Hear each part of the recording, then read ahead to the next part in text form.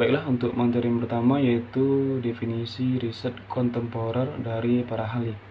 Yang pertama, menurut Lester F. Goodchill tahun 2003, Goodchill mendefinisikan riset kontemporer sebagai studi yang dilakukan untuk memecahkan masalah yang muncul saat ini atau dalam waktu dekat dengan menggunakan metode yang relevan dengan konteks sosial, ekonomi, dan teknologi terkini.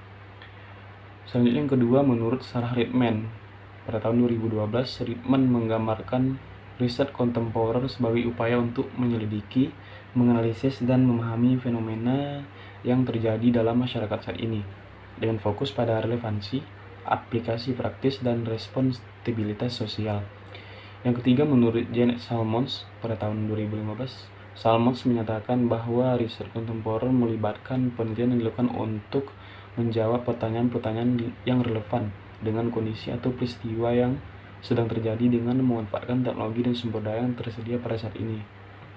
Yang keempat, menurut Jonathan Griggs dan Greg Rees pada tahun 2017, menurut Griggs dan Rees, riset kontemporer mencakup berbagai pendekatan dan metode penelitian yang digunakan untuk memecahkan masalah aktual atau mengungkapkan fenomena-fenomena baru dalam berbagai bidang ilmu pengetahuan dan teknologi. Riset kontemporer adalah studi yang dilakukan untuk mengungkapkan atau memahami fenomena yang terjadi pada saat ini atau dalam periode waktu yang relatif dekat dengan menggunakan metode dan pendekatan sesuai dengan perkembangan terbaru dalam bidang ilmu pengetahuan dan teknologi. Para ahli sering menekankan pentingnya inovasi, kreativitas, dan integrasi lintas disiplin ilmu dalam riset kontemporer. Baik, untuk materi selanjutnya itu tahapan-tahapan riset kontemporer. Tahapan-tahapan riset kontemporer dapat bervariasi tergantung pada disiplin ilmu dan jenis penelitian yang dilakukan. Namun, secara umum, tahapan-tahapan tersebut dijelaskan sebagai berikut. Yang pertama yaitu identifikasi masalah penelitian. Tahap awal dalam riset mengidentifikasi masalah atau pertanyaan penelitian yang relevan dengan bidang studi tertentu. Masalah ini harus jelas, bermakna, dan dapat diteliti. Yang kedua yaitu review literatur. Selanjutnya, peneliti melakukan review literatur untuk memahami pengetahuan yang sudah ada tentang topik tersebut. Hal ini membantu peneliti untuk menentukan kebermaknaan dan kontribusi unik dari penelitian mereka. Yang ketiga yaitu perumusan hipotesis atau pertanyaan penelitian. Berdasarkan identifikasi masalah dan review literatur, peneliti merumuskan hipotesis atau pertanyaan penelitian yang akan diuji dalam studi mereka. Yang keempat yaitu perancangan riset. Tahap ini melibatkan pemilihan metode penelitian yang sesuai dengan tujuan penelitian, seperti penelitian kualitatif, kuantitatif, atau campuran, serta perencanaan pengumpulan data, pemilihan sampel, dan prosedur analisis yang digunakan. Yang kelima, pengumpulan data. Peneliti mengumpulkan data sesuai dengan desain penelitian yang telah ditetapkan. Ini bisa melibatkan penggunaan berbagai teknik dan alat seperti wawancara, kuesioner, observasi, dan analisis dokumen. Yang keenam, analisis data. Setelah data terkumpul, peneliti menganalisis data menggunakan metode yang sesuai dengan jenis data diperoleh. Analisis ini bertujuan untuk menjawab pertanyaan penelitian atau menguji hipotesis yang diajukan. Yang ketujuh, interpretasi hasil. Hasil analisis data diinterpretasikan untuk mengidentifikasi temuan atau pola-pola yang signifikan, serta implikasi mereka terhadap teori, praktik, atau kebijakan. Yang kedelapan yaitu penyusunan laporan penelitian. Akhirnya, peneliti menyusun laporan penelitian yang mencakup semua tahapan riset, mulai dari latar belakang masalah hingga temuan dan kesimpulan. Laporan biasanya ditujukan kepada rekan sejawat, lembaga riset, atau pihak-pihak lain yang berkepentingan. Sekian tentang tahap-tahapan riset. Assalamualaikum warahmatullahi wabarakatuh. Perkenalkan, nama saya Rahmat Rifai. Baik, saya akan melanjutkan materi dari kelompok 2, yaitu materi selanjutnya, materi studi kasus.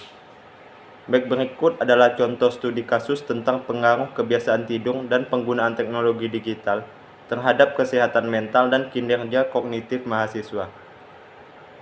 Judul penelitiannya adalah pengaruh kebiasaan tidur dan penggunaan teknologi digital terhadap kesehatan mental dan kinerja kognitif mahasiswa, studi kasus di universitas.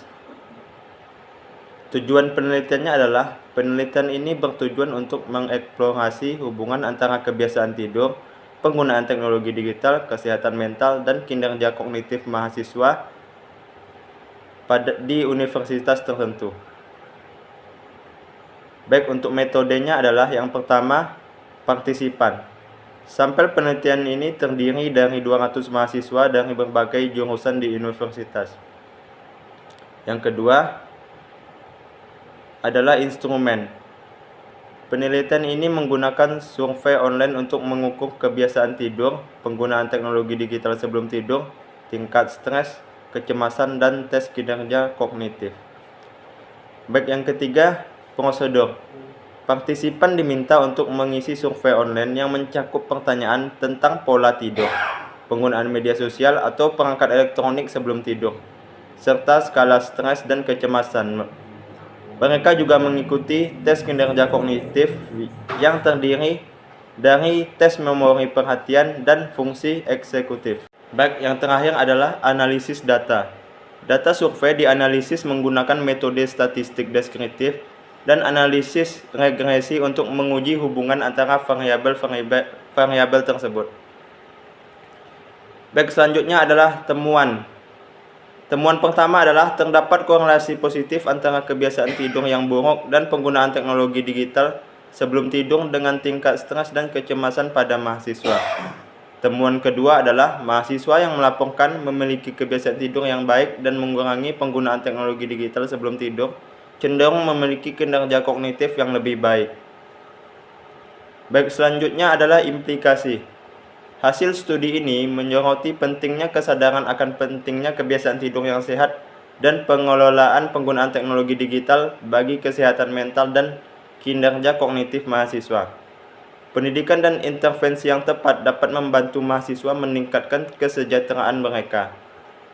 Baik, kesimpulan dari studi ini memberikan wawasan yang berharga tentang dampak kebiasaan tidur dan penggunaan teknologi digital terhadap kesehatan mental dan kinerja kognitif mahasiswa. Hasilnya dapat menjadi dasar untuk pengembangan program-program intervensi yang bertujuan untuk meningkatkan kesejahteraan mahasiswa di lingkungan universitas.